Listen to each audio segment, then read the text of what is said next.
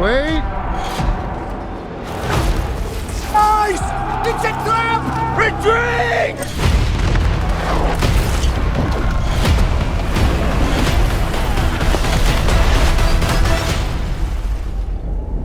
I'm not built like other men.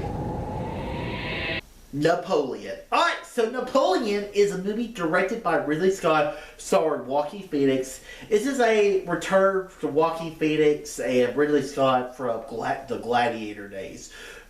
This movie is a story about Napoleon Bonaparte. It's a biopic on the general, the leader, the emperor who was one of the most strategic genius men in the military set, especially before the 20th century, who almost conquered the world but invaded Russia for some reason. This is a movie that pretty much covers the entire life of Napoleon Bonaparte. And for me, the movie missed. And I hate that because I am a history guy. And I knew walking into this movie this was going to be a tough movie to be done, just because Napoleon had a huge life between being an officer during the French Revolution. Like, you could have made a movie where he's just a side character in that story, but then you go into his military stuff, and then there's also the stuff with his relationship. And my thing wrong with the movie is that we focus too much in on the relationship, and we don't actually get into any of the battles and the actual career of Bonaparte and how he became the general that we all know from history. So that is my big problem with the movie, is that I would have liked to see more of the actual military. I wish they would have gone more of the Patton approach.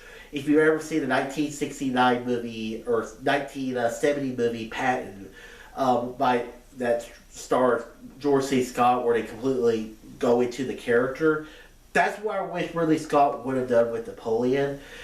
This movie, I think, would have been better. And sometimes movies are better met as a TV show.